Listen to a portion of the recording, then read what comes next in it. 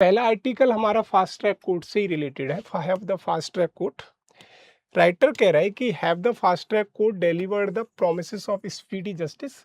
क्या जो fast track court बने हैं वो स्पीडी जस्टिस दे पा रहे हैं, उनका प्रॉमिस पूरा कर पा रहे हैं? तो राइटर यहाँ से सीधी सी बात कर रहा है कि हमारे पास फास्ट ट्रैक कोर्ट्स हैं। तो सीधा यहाँ से कह रहा है कि इससे पहले भी फास्ट ट्रैक कोर्ट बने हैं।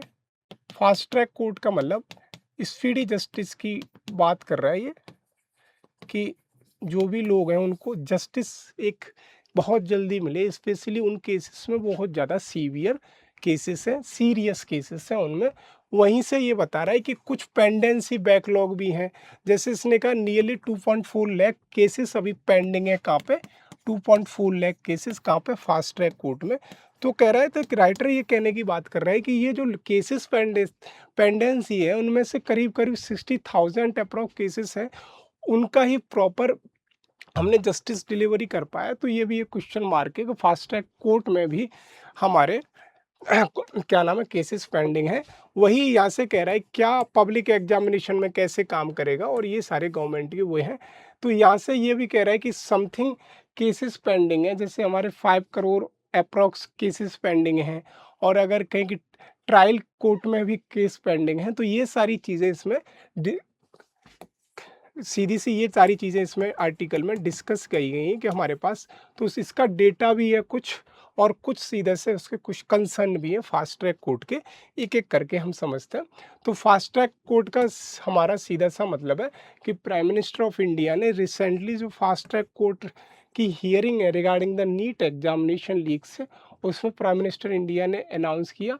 तो इसमें क्या है कि दिल्ली हाई कोर्ट के अंदर एक fast track court public examination से रिलेटेड बनाया गया, जो prevention of unfair means act 2024, इसके अंदर एक कोर्ट बनाया गया फास्ट ट्रैक कोर्ट। तो वही एग्जिस्टिंग फास्ट ट्रैक कोर्ट जो स्पेशल कोर्ट होते हैं, क्या वो पॉस्को केस में भी बनाए गए और बहुत सारे केसेस हैं उनमें भी बनाए गए।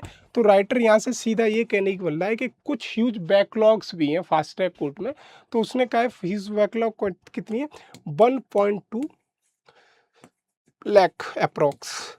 तो राइटर का कहने का मतलब ये है कि फास्ट ट्रैक कोर्ट का जो रियल प्रोमिस है कि हम justice delivery with in certain और लिमिटेड टाइम में देंगे, जल्दी देंगे, लेकिन डिस्पाइट दीज फैक्ट हमारे पास 1.4 लाख केस भी पेंडिंग है। कहाँ पे? फास्ट ट्रैक कोर्ट में।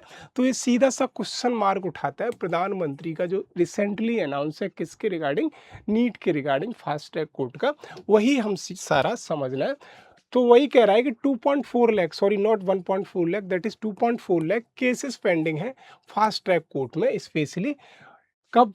2025 तक हमारे पास कितने केसेस पेंडिंग है? इतने। और अराउंड 1/4 केसेस हैं कि मतलब सीधी के केसेस इंस्टीट्यूलाइज्ड हुए हैं सीधा यहाँ से, और 60 लाख केस डिस्पोज्ड हुए हैं। मतलब सीधा हुआ यहाँ से कि 60 लाख, वो सॉरी 60,000, 60,000 केसेस क्या हुए हैं? 60,000 केसेस यहाँ से सीधा सा कि डिस्पोज्ड हुए हैं या डिस्क्लोज हुए हैं? डिस्क्लोज हुए हैं। यहाँ से सीधा सा मतलब है कि हमारे अभी भी पेंडिंग कितने? 2.4।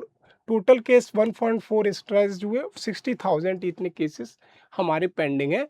तो ओवरऑल पेंडेंसी इंडियन कोर्ट की अगर बात करूँ तो 4.8 लाख करोड़ करीब पेंडिंग है। 75% सबॉर्डिनेट कोर्ट। सबॉर्डिनेट कोर्ट का सीधा कोर्ट का मतलब है कि अगर सबसे पहले सुप्रीम कोर्ट, उसके नीचे हाई कोर्ट, हाई कोर्ट के नीचे डिस्ट्रिक्ट कोर्ट, तो डिस्ट्रिक्ट कोर्ट को यहाँ पे ये सबॉर्डिनेट कोर्ट बोल रहा है कि जो ज़्यादातर केस पेंडिंग है वो सबॉर्डिनेट कोर्ट में है।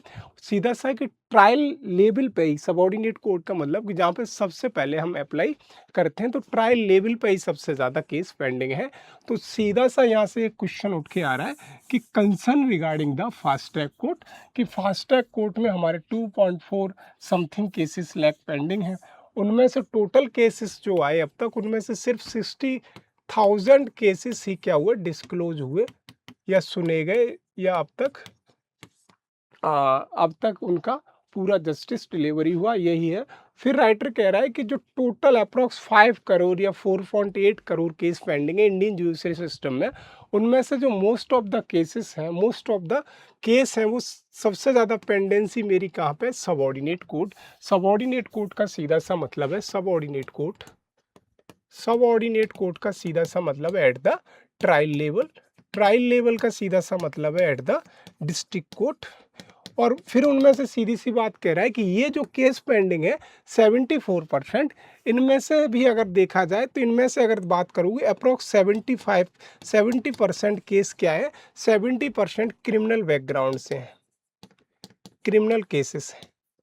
राइटर सीधी सी कह रहा है अप्रोक्स 70%, यहाँ पे बताया नहीं गया है 70% केसेस क्या है जो सबऑर्डिनेट केस में पॉइंट है, उनमें से 70% केसेस क्रिमिनल रिलेटेड हैं, जो क्राइम रिलेटेड है या कहूँ सीआरपीसी रिलेटेड, क्रिमिनल प्रोसीजर से रिलेटेड है। तो यहाँ से राइटर कहने की बात कर रहा है। तो सीधा सा राइटर कह रहा है कि जो हम फास्ट ट्रैक कोर्ट बनाएंगे उसके क्या फ़ायदे होंगे, उसके क्या कंसर्न है। सबसे पहले कह रहा है आर्गूमेंट, अगर कहूँ कि फास्ट ट्रैक कोर्ट का अगर मेंस में लिखना है तो सीधा सा मैं अगर क्या कहूँगा कि ये स्पीडी डिस्पोजल स्पेसिफिक कैटेगरीज में ही बनाए जाते हैं। सर्टेन कैटेगरीज हैं कि जैसे हमने पॉस्को से रिलेटेड निर्भया वाले केस में बनाया, या मान लीजिए अगर कोई व्यक्ति, जैसे मान लीजिए विजय माल्या वाले केसेस में फास्ट ट्रैक कोर्ट बनाया, या कोई सीवियर या सीरियस केसेस होते हैं उसमें हम फास्ट ट्रैक कोर्ट बनाते हैं। तो इनसे सीधा सा फ़ायदा सबसे बड़ा ये होता है कि जो speedy trial of the cases है वो बढ़ जाता है, तो justice delivery within time framework में within short term time में मिल जाती है, इनका सबसे बड़ा फ़ायदा है।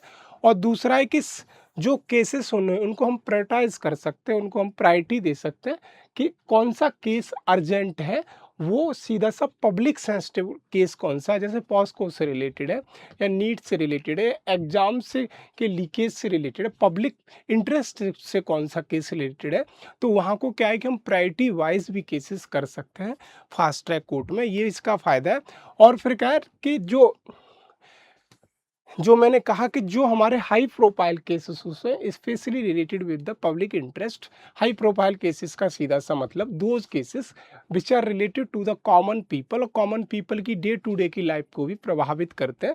और सीधा मैं कह सकता हूँ जैसे नीट का केसेस हो गया, या मान ली निर्भया वाला केसेस हो गया, या कोई भी रेप से रिलेटेड केसेस हो गए, इनमें फास्ट ट्रैक कोर्ट में अगर जाता है तो वहाँ से क्या है पब्लिक का कोई इंटरेस्ट होता है, तो सीधा बात है जुडिशरी पे यहाँ से कंसर्न ये लिखेगा, अगर देखेगा कि ट्रस्ट लोगों का बढ़ता है, सीधा पब्लिक ट्रस्ट बढ़ता है, किसका, पब्लिक ट्रस्ट, पब्लिक ट्रस्ट बढ़ेगा किस पर, जुडिशरी पे लोगों का। अगर मान लीजिए जुडिशरी नीट से रिलेटेड कोई भी केसेस है, उनमें जो भी मान लीजिए जो भी लोग अभी मान लीजिए कि जिन पे भी पकड़े गए हैं या मान लीजिए पकड़े जाने हैं, उनको विद इन टाइम फ्रेमवर्क 2 महीने में दे, या 40 दिन, 50 दिन, 60 दिन में उन लोगों को प्रॉपर जस्टिस देती है कि इन लोगों ने क्राइम किया है या नहीं किया है। सीधी सी बात है वो केस को सुनती है और उनको कॉन्विक्टेड ठहराती है। तो सीधा सा लोगों का जो कह सकते हैं कि ट्रस्ट बढ़ेगा किस पे, जुडिशियल सिस्टम ऑफ इंडिया पे, जुडिशरी पे ट्रस्ट बढ़ेगा। और वही बात होगी, फिर लोगों को पता तो चलेगा कि कोई नहीं सुनेगा तो हमारी जुडिशरी तो सुनेगी। तो यहाँ से क्या है कि पब्लिक ट्रस्ट बढ़ेगा लोगों में। और दूसरा कह रहा है कि cases timely justice selected matter, और सेलेक्टेड मैटर में हम टाइमली केसेस को सुन सकते हैं। चैलेंजेस सबसे बड़े क्या हैं इसके फास्ट ट्रैक कोर्ट के, चैलेंजेस सबसे बड़े फास्ट ट्रैक कोर्ट के जो लगते हैं, सबसे पहले तो जो कॉमन है कि शॉर्टेज ऑफ जजेस एंड प्रोसिक्यूटर्स, जजेस की हमारे पास शॉर्टेज है फास्ट ट्रैक कोर्ट की, इंफ्रास्ट्रक्चर नहीं है, प्रॉपर डिजिटलाइजेशन नहीं है, पेंडेंसी ऑफ केसेस बहुत है, तो शॉर्टेज ऑफ जजेस एंड प्रोसिक्यूटर्स की भी है। प्रोसिक्यूटर्स का मतलब तो गवर्नमेंट के केस सीधे सीधे सुनता है, एक तरह का जो सूट करता है केसेस, उन्हीं की शॉर्टेज है। फिर कह रहा है इन जुडिशियल इंफ्रास्ट्रक्चर, जिसमें हमारे पास आ गया digitalization of court, digitalization of the court. पहले सुप्रीम कोर्ट का एक डेटा आया था, उसमें बताया गया कि करीब करीब अभी भी ऐसे केसेस हैं 20 से 25%, मुझे कंफर्म तो नहीं है, 20 से 25% ऐसे केसेस हैं उनका प्रॉपर डिजिटलाइजेशन भी नहीं हुआ है, वो पेपर वर्क पे ही डिपेंड है अभी इंडिया में। तो ये भी एक सबसे बड़ी प्रॉब्लम है कि प्रॉपर हमारे पास इंफ्रास्ट्रक्चर नहीं है। और दूसरा क्या है कि बिल्डिंग का इंफ्रास्ट्रक्चर नहीं है। बिल्डिंग का सीधा बात करूं, बिल्डिंग का इंफ्रास्ट्रक्चर का सीधा मतलब कोर्ट का प्रीमिसेस जो परिसद है वो भी बहुत छोटा है, तो वहाँ पे हम फास्ट ट्रैक कोर्ट को कैसे लगाएंगे। और दूसरा है ट्रेंड इन्वेस्टिगेटर फॉर सैनिक सपोर्ट, जो हमारी मान लीजिए कि आईओ है, इन्वेस्टिगेशन ऑफिसर, जो पहले वो अगर रिपोर्ट अपनी सबमिट नहीं करेंगे, आईओ की जो भी रिपोर्ट लगी, इन्वेस्टिगेशन ऑफिसर, इंस्पेक्टर भी हो सकता है, कोई भी इंस्पेक्टर के अलावा और कोई भी हो सकता है। आईओ की रिपोर्ट क्या ये प्रॉपर ट्रेंड नहीं है, तो इन पे अगर बर्डन बढ़ेगा कि आपको जल्दी से जल्दी रिपोर्ट सबमिट करना है, तो ये किसी इनोसेंट लोगों को भी फंसा सकते हैं। तो मेंटली प्रेशर इन पे ज़्यादा, ये प्रॉपर ट्रेंड भी नहीं है। और दूसरा, इनके पास कोई भी फॉरेंसिक जो भी जांच होती हैं उनकी भी कोई नॉलेज नहीं है। तो investigator, specially IO investigation officer और अदर ऑफिसर्स, वो प्रॉपरली क्या ट्रेंड नहीं है कि कैसे कैसे हमको अपनी प्रॉपर इन्वेस्टिगेशन करनी है। फॉरेंसिक लैब्स वगैरह भी इंडिया में उतनी ज़्यादा नहीं है, ये भी सबसे बड़ा चैलेंज है। तो यहाँ सबसे बड़ी चीज़ है कि यहाँ पे जो मुझे दिख रही है, इनोसेंट लोग भी फंस सकते हैं। इनोसेंट लोग कैसे फंस सकते हैं कि आईओ के ऊपर जैसे ही वो पड़ेगा तो आईओ उल्टी सीधी रिपोर्ट बना के भी कोर्ट को दे सकता है, और कोर्ट फाइनली आईओ की रिपोर्ट पे ही एक्ट करेगी। ऐसा नहीं है कि कोर्ट एकदम से आईओ की मान लेगी, लेकिन ज़्यादातर आईओ जो लिखता है वही कोर्ट में माना जाता है। इसकी भी कोर्ट का हम क्या है समीक्षा कर सकते हैं, इसका भी रिव्यू कर सकते हैं, लेकिन ज़्यादातर केस में देखा गया है कि आईओ जो रिपोर्ट लगाता है कोर्ट उसको मान के ही चलती है। और दूसरा ये है कि जो अगर हैवी वर्कलोड आ जाएगा, पेंडेंसी ऑफ केसेस बढ़ेंगे from one court to another, कि पेंडेंसी ऑलरेडी है कितना, अप्रॉक्स 4.8 करोड़ केस पेंडिंग है इंडिया में। अगर फास्ट ट्रैक कोर्ट में आ जाएंगे, तो फास्ट ट्रैक कोर्ट में अगर ये आएंगे तो 4.8 करोड़ से ज़्यादा भी हो जाएंगे। और फिर कह रहा है कि 2.4 तो हमारे फास्ट ट्रैक कोर्ट के ही लेवल पे, 2.4 का मतलब 2,40,000 समथिंग फास्ट ट्रैक कोर्ट के ही लेवल पे पेंडेंसी है। तो पेंडेंसी भी बढ़ेगी, तो ये transfer of court cases one case to another भी जाएगा, ये सीधा वन कोर्ट टू अनदर भी जाएगा। और ये कि कंप्रोमाइज, फेयर ट्रायल से कंप्रोमाइज, क्वालिटी ऑफ जस्टिस से भी कंप्रोमाइज करना पड़ेगा। जैसे मैंने आईओ के केसेस में बताया कि उसके ऊपर इतना प्रेशर होगा, ऐसे जजेस के ऊपर भी प्रेशर होगा फास्ट ट्रैक कोर्ट का, उनको विद इन टाइम फ्रेमवर्क में अगर देना रहेगा, क्योंकि प्रॉपर इंफ्रास्ट्रक्चर, प्रॉपर ट्रेनिंग नहीं है उनकी। तो सीधा है कि केस के साथ भी फेयर फेयर ट्रायल के साथ भी उनका क्या कंप्रोमाइज हो सकता है। तो it is the violation of the article 21 of any individual. सीधा सा है, किसी भी व्यक्ति के आर्टिकल 21 का भी यहाँ से वॉयलेशन हो सकता है, और दूसरा आर्टिकल 14 का भी वॉयलेशन हो सकता है, इक्वलिटी वाले का। यहाँ से सीधा सा ये दिख रहा है, cyber and paper leak investigator require specialized expertise. और जैसा हमारे प्राइम मिनिस्टर ऑफ इंडिया ने कहा यहाँ पे एक्सपर्टीज चाहिए, तो साइबर से रिलेटेड भी और पेपर लीक से भी रिलेटेड हमें एक्सपर्टीज सीधे चाहिए। तो ये सारे इसके चैलेंजेस हैं। फिर कह रहा है कॉन्स्टिट्यूशनल कंसर्न क्या है इसके। कंसर्न राइटर बता रहा है कि आर्टिकल 14 मैंने सीधे बताया, राइट टू इक्वलिटी। तो हाँ, यहाँ पे जो केसेस है उनकी एक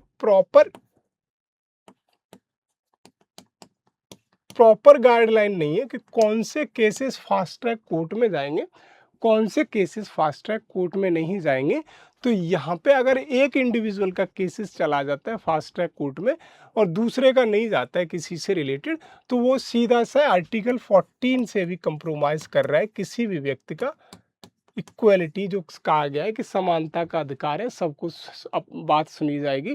तो यहाँ से क्या, एक व्यक्ति का 10 साल से पेंडिंग अगर कोई केसेस है और एक व्यक्ति का फास्ट ट्रैक कोर्ट में अगर मान लीजिए उसका फाइनल हो जाता है, तो यहाँ से ये भी है राइट टू इक्वलिटी। और ये कहता है कि केसेस एक आर्बिट्रेटरी मैनर में भी सुने जा सकते हैं फास्ट ट्रैक कोर्ट में। इक्वल ट्रीटमेंट, जो हमने कहा इक्वल ट्रीटमेंट वायलेशन करेगा आर्टिकल 14, और जो मैंने कहा फेयर ट्रायल आर्टिकल 21, इन दोनों का भी सीधे सीधे वायलेशन है। और कह रहा है कि selection must be based on objective पे होगा एंड रेशनल क्राइटेरिया पे होगा।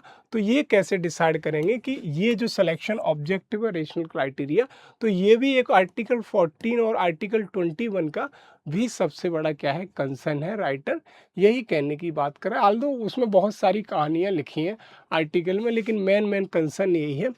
तो अब आता है, राइटर कहता है कि कैसे हम इस फास्ट ट्रैक कोर्ट को बेटर कर सकते हैं। तो वो कहता है कि सबसे पहले हमारा जुडिशरी का जो इंफ्रास्ट्रक्चर है, मैन पावर इंफ्रास्ट्रक्चर है, उसको इम्प्रूव करना है। प्रॉपर डिजिटलाइजेशन करो, डिजिटलाइजेशन हमारे पास। और जो जुडिशरी में डिजिटल डिवाइड है, डिजिटल डिवाइड है जुडिशरी में, डिजिटल डिवाइड है जुडिशरी में, उसको कम से कम करो, ये सीधा बात है। और फॉर्शनिक लैब्स वगैरह बनाओ, प्रॉपर इन्वेस्टिगेशन कैपेसिटी बढ़ाओ, सीधा ट्रेनिंग, जो इन्वेस्टिगेशन ऑफिसर है आईओ है उसका प्रॉपर ट्रेनिंग होना चाहिए, और ट्रेनिंग में उसे कैसे फास्ट ट्रैक कोर्ट में उसे प्रॉपर इन्वेस्टिगेशन है वो भी पता होना चाहिए। और कोर्ट का मैनेजमेंट एंड कोऑर्डिनेशन पे भी हमें काम करना है, और fair fast disposal without compromising fairness and due process, कि ये इंश्योर करना है हमें कि फास्ट अगर डिलीवरी ऑफ केसेस कर रहे हैं तो हम उसका किसी भी चीज़ पे फेयरनेस से या ट्रांसपेरेंसी से कोई कंप्रोमाइज़ नहीं होनी चाहिए। फिर कह रहा है fast track court should be complement not replace systematic judicial system. Fast track court का सीधा है कि जो हमारा करंट जुडिशियल सिस्टम है वो नहीं रिप्लेस होना चाहिए, उसके कप्लीमेंट होने चाहिए। सीधा सा यहाँ से है कि कप्लीमेंट होना चाहिए उससे, न कि उसके अलग काम करना चाहिए। कह सकते हैं कि सेपरेट फास्ट ट्रैक कोर्ट नहीं, बल्कि उससे कप्लीमेंट होना चाहिए। ये सारी चीज़ें वे फॉरवर्ड में की गई हैं। अब हमारा नेक्स्ट आर्टिकल आता है western Ghat conservation with the science and dialogue. Writer इसमें ये कह रहा है, मधुसूदन बंदी करके इन्होंने लिखा है कि बायोडाइवर्सिटी के पॉइंट ऑफ व्यू से राइटर का, सॉरी मैं सबसे पहले इसका कॉन्टेक्स्ट बताता हूँ। कॉन्टेक्स्ट ये है कि रिसेंटली गवर्नमेंट ऑफ इंडिया ने कहा कि हम वेस्टर्न घाट को इको सेंसिटिव जोन घोषित करेंगे। तो वहाँ पे बहुत सारी कमेटी बनी, जैसे 2010 में बनी गडकिल कमेटी, उसके बाद कस्तूरी रंगन कमेटी 2012 में बनी। तो उसने कहा, गडकिल कमेटी ने सबसे पहले कहा कि पूरे वेस्टर्न घाट को इकोलॉजिकल सेंसिटिव जोन घोषित कर दो।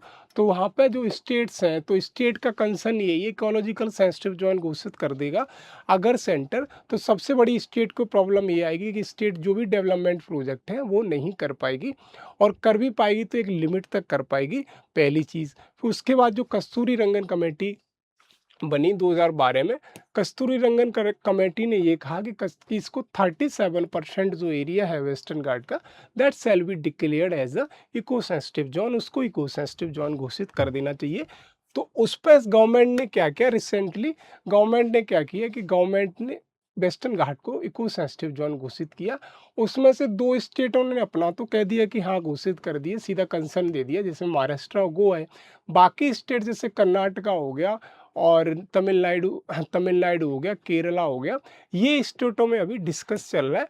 तो यहाँ वही राइटर कहने की बात कर रहा है कि सीधी सी राइटर ये कह रहा है, जो हमारा वेस्टर्न घाट है इसमें करीब 6 स्टेट हैं। वेस्टर्न घाट की अगर बात करूँ, वेस्टर्न घाट, तो वेस्टर्न घाट 6 स्टेट से सीधा है कि 6 स्टेट्स हैं।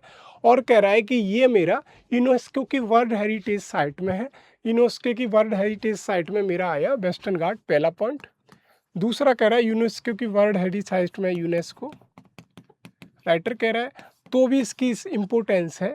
और फिर राइटर ये कहने की बात कर रहा है कि हमने जो हमारी चेयरमैन की कमेटी बनी, कि कौन सी मैंने बोली, गडकिल कमेटी 2010 में, चेयरमैन इकोनॉमिक में माधव गडकिल जी ने बोला, गडकिल कमेटी अगर मैं बोल दूँ, गडगिल कमेटी, उसने कहा कि इसको पूरे को घोषित कर दो as a eco sensitive zone. फिर गवर्नमेंट ने कहा, इसको गवर्नमेंट ने नकार दिया एक तरीके से। फिर गवर्नमेंट ने कहा हमारी जो चौथा पॉइंट क्या आएगा, फिर गवर्नमेंट ने क्या किया, फिर गवर्नमेंट ने सीधा सा कहा कस्तूरी रंजन कमेटी, कस्तूरी रंजन कमेटी, वो 2012 में बनाई। तो उसमें सीधी सी बात है, इसने कहा कि पूरे वेस्टर्न घाट की बात की, 100% वेस्टर्न घाट को सीधा सा इसने कहा। तो वेस्टर्न घाट में करीब 44% डिस्ट्रिक्ट्स हैं, 44 अप्रोक्स डिस्ट्रिक्ट्स हैं, उन सारी डिस्ट्रिक्ट को घोषित कर दो आप कि एज इकोलॉजिकल सेंसिटिव जोन। इसने कहा नहीं, 37% हमारी एरिया को घोषित करना चाहिए, कस्तूरी रंगन ने, कि 37% area of the western Ghat shall be declared as the eco sensitive zone. तो इको सेंसिटिव जोन अब क्या है ना, एक वेस्टर्न घाट के अलावा अब गवर्नमेंट ने एक संजय करके एक पैनल ग्रुप बनाया, जिसका कंसर्न था कि कितनी एरिया को, ये सीधा कि जो हमारी कस्तूरी रंगन कमेटी है उसको पैनल को सौंपा गया है। आप कस्तूरी रंगन कमेटी है बनाइए, उसने जो रिपोर्ट दी है उसके बारे में आपको रीड करना है या समझना है। तो उसने भी फाइनली ये कह दिया कि हाँ वेस्टर्न घाट को इको सेंसिटिव जोन बना देना चाहिए। तो सबसे बड़ी बात है तो इको सेंसिटिव जोन कहाँ पे होगी, तो एक पीटी का पॉइंट 5वां बनता है कि जो इको सेंसिटिव जोन है, इको सेंसिटिव जोन वो कहाँ से बनती है, उसका सीधा सा कहते हैं उसका कह सकते हैं एक्ट कहाँ से मिलता है, या दूसरे शब्दों में कहूँ किस किस रेगुलेटिंग एक्ट के अंदर, किसके एक्ट के अंदर बनता है, तो उसका environment protection act 1986, environment protection act, environment protection act 1986। ये चीज़ें पीटी से मुझे याद रखनी, पीटी यहाँ से पूछ लेगा कि इन्वायरमेंट प्रोटेक्शन एक्ट 1986 के अंदर सेंट्रल गवर्नमेंट किसी भी एरिया को, स्पेशली जो इको सेंसिटिव एरिया है उसको as a eco sensitive zone घोषित करेगी। ये पूरे आर्टिकल का वही है। तो अब ये उसने सीधी जर्नी बताई है जो मैंने यहाँ पे समझाया, मैंने लगभग ये पूरा आर्टिकल यहाँ पे समझा दिया कि 37% कस्तूरी रंगन ने कहा। और फिर 2022 में संजय कुमार करके ये जो बने हैं 2022 में, उन्होंने भी एग्जामिन किया कस्तूरी रंगन की कमेटी की रिपोर्ट को, तो उन्होंने भी यस कह दिया, वही सारा वो बनाया गया है।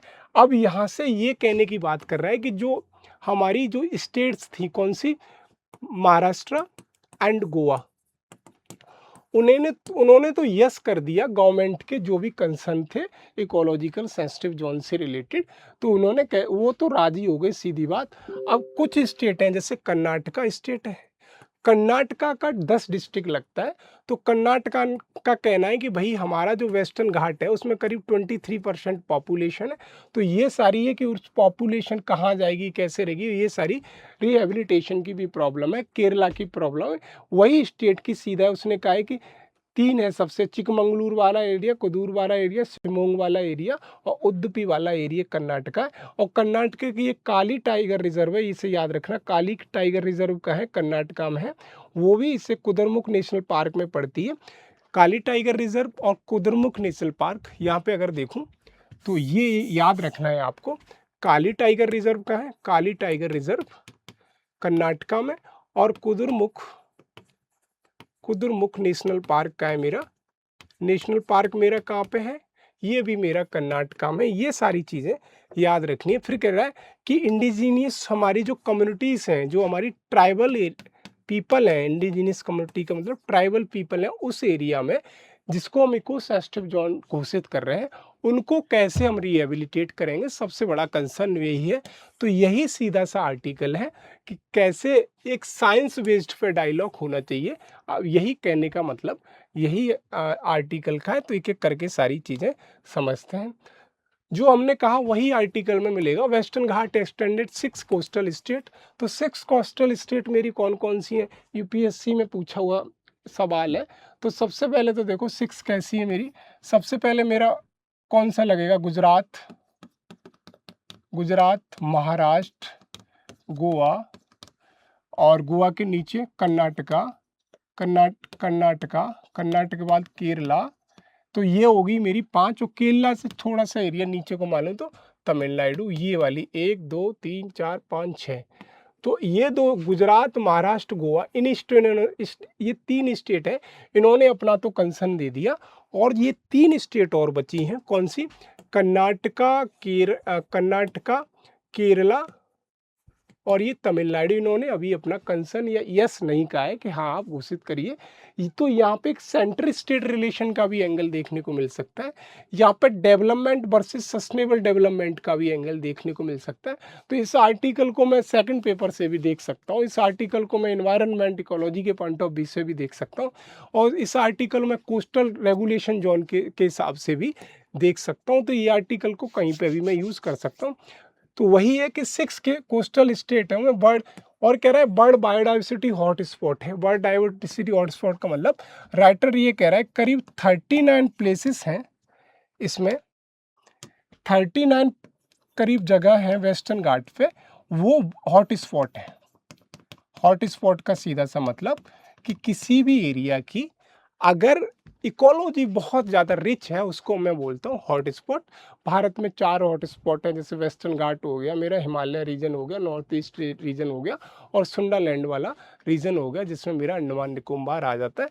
उनमें से एक वेस्टर्न घाट भी है। तो ये कह रहा है 39 प्लेसेस हैं जो हॉटस्पॉट है, और कह रहा है कि जो हमारा वेस्टर्न घाट है इसको इकोलॉजी के बेस्ड पर यूनेस्को ने रिकॉग्नाइज्ड किया 2012 में as a world heritage site और इकोलॉजिकल सेंसिटिव जोन एरिया घोषित करने की बात हो रही है।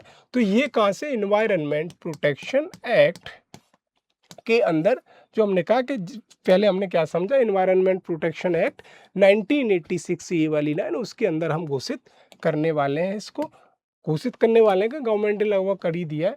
तो अब कह रहा है इसका एवोल्यूशन कैसे हुआ। राइटर का मेन इस कॉन्टेक्स्ट यही है कि इन्वायरमेंट प्रोटेक्शन एक्ट के अंदर जो घोषित किया है किसको, वेस्टर्न घाट को as a ecological sensitive zone, उसके कुछ कंसर्न हैं। सबसे बड़ी है कि इसका कैसे इवोल्यूशन हुआ। तो मैंने बोला गडकिल कमेटी 2010 में बनी, उसने कहा, रिकमेंडेशन दी उसने कि सीधा सा है कि जो पूरे वेस्टर्न घाट को हम कहना एज इकोलॉजिकल सेंसिटिव जोन है, तो करीब 44 डिस्ट्रिक्ट आती हैं, 140 तालुकास आते हैं, उस एरिया में इकोलॉजिकल सेंसिटिव जोन घोषित कर देना चाहिए under the environment protection act.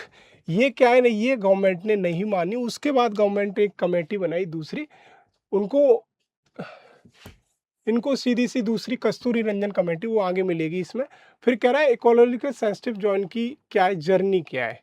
तो जर्नी सीधी सी बात है कि जर्नी जैसे पहली कमेटी की बताई कौन, Gadgil committee, Madhav Gadgil committee, Gadgil committee 2010 में। उसके बाद बनाई कस्तूरी रंजन कमेटी 2012 में। तो इसने रिव्यू किया, इसका सीधा सा है, इसने अपनी रिकमेंडेशन दी कि वेस्टर्न घाट की 73% area shall be declared as the eco sensitive zone. लेकिन मल्टीपल ड्राफ्ट नोटिफिकेशन 2012 से 26 तक ये सीधा नहीं हुआ। गवर्नमेंट ने 2026 में इसका कंसर्न लिया और वेस्टर्न घाट को एक 10 और अनदर ईयर के लिए बढ़ा दिया। ये सारी चीज़ें इसमें। तो यहाँ से गडकिल कमेटी, कस्तूरी रंगन कमेटी की जो रिपोर्ट थी वो सबमिट की। संजय कुमार एक कमेटी बनाई, पैनल, संजय कुमार, एक मिनट, कस्तूरी रंगन कमेटी की रिपोर्ट को किसने एग्जामिन किया, संजय कुमार की एक कमेटी बनी, पैनल कमेटी, उसने एग्जामिन किया।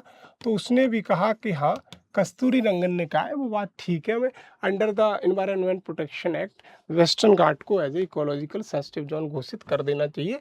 तो वही सीधी चीज़ कह रहा है। कर्नाटका का क्या है, मैंने कहा गुजरात ने मान लिया, गोवा ने मान लिया और महाराष्ट्र में मान लिया।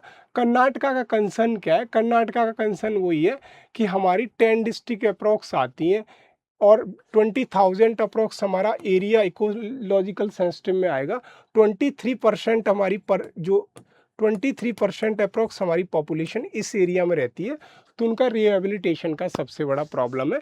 और गवर्नमेंट का क्या कंसर्न और भी है। कंसर्न क्या है कि एग्रीकल्चर से रिलेटेड, कि गवर्नमेंट का सीधा सा है कि उस एरिया में जो एग्रीकल्चर है वो कैसे, प्लांटेशन है, माइनिंग है, इंफ्रास्ट्रक्चर प्रोजेक्ट चल रहे हैं। तो सीधी सी बात है, ये सेंट्रल स्टेट रिलेशन पे भी क्वेश्चन मार्क लगाता है कि उसके जो स्टेट गवर्नमेंट की जो भी infrastructure development, agriculture, mining project चल रहे हैं वो सारे रुक जाएंगे और लोकल कम्युनिटी की लाइवलीहुड पे भी एक तरीके का क्वेश्चन मार्क लगेगा। सबसे बड़ी प्रॉब्लम यही है। और उनकी डिस्प्लेसमेंट की कर्नाटका की प्रॉब्लम है। यही सारी चीज़ें हैं कि अब मेजर इशू यहाँ से क्या निकल के आ रहे हैं कर्नाटक के अलावा, एज पर द आर्टिकल, कि हमारे पास डिपेंडेंसी ऑन सैटेलाइट में क्रिएटेड डिस्ट्रेस, कि हमने जो मैपिंग की है वेस्टर्न घाट की वो हमने सैटेलाइट से की है। तो यहाँ पे स्टेट और सेंटर के बीच में एक मिसट्रस्ट भी क्रिएट हो गया कि प्रॉपर एरिया को हमने क्या है, प्रॉपर एरिया को इन्वेस्टिगेट नहीं कर पाया। और फिर क्या, टूरिज्म पे भी रिस्ट्रिक्शन लगेगा, रिस्ट्रिक्शन ऑन इंक्वायरी टूरिज्म वगैरह ये। और फॉरेस्ट राइट एक्ट 2006 वाला, उसका भी सीधा सीधा वायलेशन दिखाई देता है, कंसर्न है। तो यहाँ से कह रहा है कि बैलेंस, बायोडाइवर्सिटी कंजर्वेशन, ये सीधी सी बात सस्टेनेबल डेवलपमेंट की बात कर रहा है। तो फिर हमें किस पे फोकस करना चाहिए, हमको सीधा सस्टेनेबल डेवलपमेंट पे, कि need to balance biodiversity conservation with the livelihood. ये सारी चीज़ें यहाँ से देखने को मिल रही हैं कि इशू सबसे बड़े क्या हैं। कि सबसे पहला इशू है कि हमें सीधा सा सस्टेनेबल डेवलपमेंट पे फोकस करना चाहिए और स्टेट के जो भी कंसर्न है उनको एज ए ट्रस्ट बनाना चाहिए, ट्रांसपेरेंसी सिस्टम में रहनी चाहिए, तभी ये मेजर इशू सही हो पाएंगे। फिर कह रहा है इसको हम कैसे सॉल्व कर सकते हैं। राइटर ये कह रहा है मैं कैसे सॉल्व कर सकते हैं जो स्टेट के बीच में है, जो भी प्रॉब्लम आई है। सबसे पहले कि साइंटिफिक बेस्ड हमें अप्रोच लानी, जिसमें पार्टिसिपेटरी अप्रोच होनी, जिसमें स्टेट का पार्टिसिपेशन बहुत ज़रूरी है, स्टेट का पार्टिसिपेशन होना चाहिए और फील्ड वेरिफिकेशन होना चाहिए along side with the satellite. हमें सिर्फ सैटेलाइट की वेरिफिकेशन पे ही डिपेंडेंट नहीं रहना चाहिए, हमें फील्ड में जाके वेरिफिकेशन वगैरह और प्रॉपर उसकी मैपिंग करनी चाहिए, इन्वेस्टिगेशन करनी चाहिए। और genuine concern of local communities, specially forest right act के अंदर जो भी मेंशन है, जो लोकल कम्युनिटीज़ हैं specially tribal people those are living in these areas, उनके भी कंसर्न को ध्यान में रखना चाहिए और उनके जो भी राइट मेंशन है under the forest right act उनका भी ध्यान रखना चाहिए। तो उन्हें भी ऐसा ना लगे कि ये हमारे सीधे से राइट का वायलेशन हो रहा है, हम पर इम्पोज किया जा रहा है। तो ये सारी चीज़ें फिर include the J conservation planning. फिर कह रहा है कि राइटर कि जो हमारी लोकल कम्युनिटीज़ हैं उनको भी हमें इंक्लूड करना चाहिए, किसमें, conservation planning of the western Ghat. Communities को अगर वहाँ से कर लेंगे तो कम्युनिटीज़ का पार्टिसिपेशन बढ़ेगा। तो कहते हैं ना कि प्रकृति को सबसे ज़्यादा वही समझता है जो करीब रहता है, तो लोकल कम्युनिटीज़ ही उस नेचर को समझती है। तो यहाँ से क्या है, एक proper implementation of ecological sensitive zone भी यहाँ से देखने को मिलेगा। फिर कह रहा है बैलेंस प्रोटेक्शन सस्टेनेबल डेवलपमेंट हमें करना चाहिए कि एकदम से ऐसा ना हो कि हम डेवलपमेंट को भी भूल जाए। तो यहाँ से सस्टेनेबल डेवलपमेंट, ये सारी चीज़ें आर्टिकल में डिस्कस की गई हैं। यही सारा है आज का आर्टिकल। तो आज के लिए इतना ही, मिलते हैं नेक्स्ट एडिटोरियल में। धन्यवाद।